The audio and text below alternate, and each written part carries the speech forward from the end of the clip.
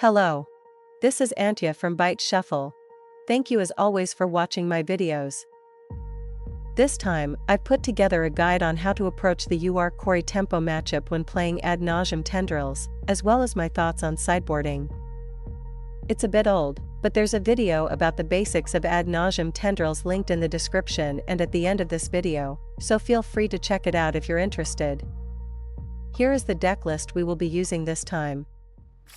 The combo isn't very fast, but since we have 2 disruption spells and can likely fix our hand with Brainstorm, I'm keeping this. The target of Mishra's Bauble is me. The opponent cast Ponder and chose not to shuffle. I'm digging for a combo piece. Surveil's effect leaves it on top of the library.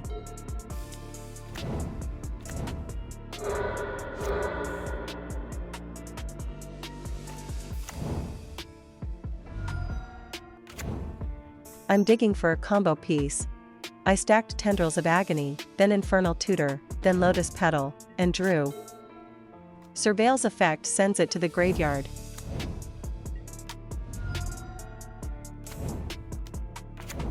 Surveil's effect leaves it on top of the library. The target of Mishra's Bauble is me. I'm going to dig for some mana acceleration. I put back Tendrils of Agony first, followed by Chrome Mox. Surveil's effect leaves it on top of the library.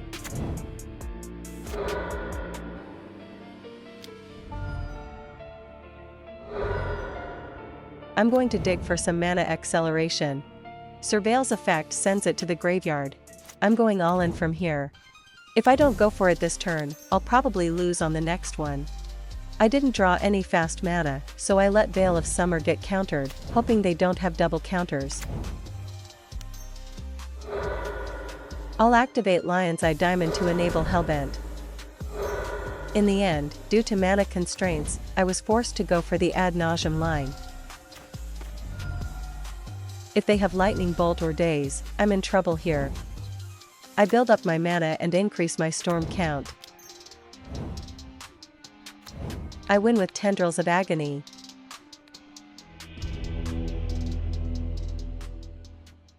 Before sideboarding, I'd like to review the list we used. First, the conclusion. I will explain it step by step. These are the cards in UR Cori tempo that affect Ad Nauseam Tendrils. First, there are counterspells like Force of Will, Daze, and Force of Negation, as well as other interactions such as Consign to Memory and Stifle. Against these, we generally don't bring in anything. The reason is that we believe the amount of disruption already in the main deck is sufficient. Among these counterspells, to specifically improve our resilience against Daze, we bring in Carpet of Flowers and Forest. In exchange, we cut Chrome Mox and Lotus Petal. Next, there are graveyard hate cards like Grafdigger's Cage and Surgical Extraction. Among these, when it comes to Grafdigger's Cage, we bring in Abrupt Decay. Honestly, given how much graveyard hate is in the current meta, Abrupt Decay might not be necessary. Along with the 2 Boseiju who endures in the main deck, I included a third answer to make it easier to access one when needed. If Abrupt Decay ends up being redundant, it's also fine to use it on threats like Dragon's Rage Channeler, Delver of Secrets, or Tamiyo Inquisitive Student.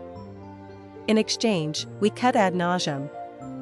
This is because the opponent's clock is very fast, and we often can't afford to use our life total as a resource.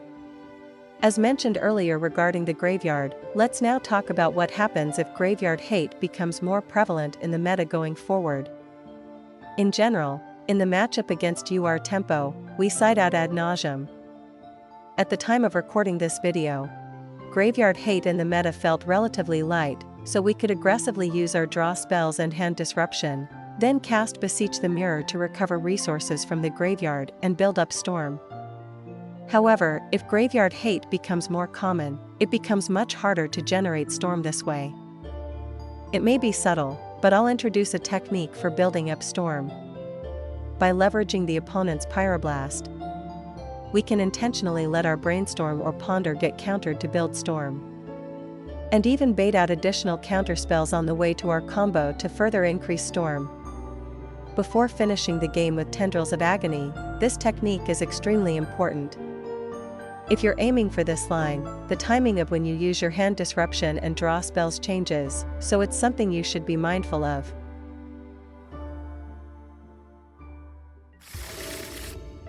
This hand looks landlight, so I'm taking a mulligan.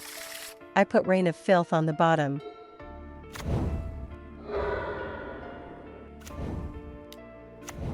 Surveil's effect sends it to the graveyard. The target of Mishra's Bauble is me. Surveil's effect sends it to the graveyard.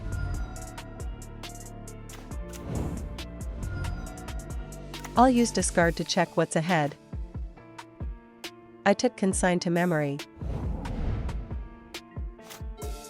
Surveil's effect sends it to the graveyard. Surveil's effect sends it to the graveyard. The target of Mishra's Bauble is me. Surveil's effect leaves it on top of the library. The opponent cast Ponder and chose not to shuffle.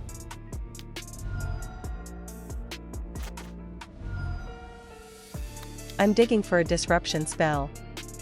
Didn't find it, so I shuffle.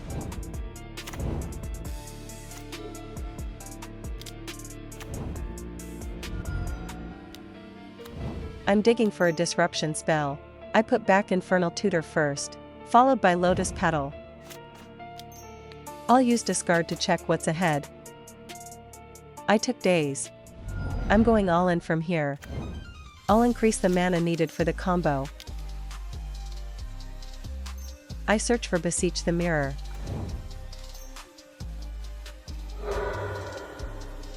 I'll use Gia's Will to reuse the resources in my graveyard.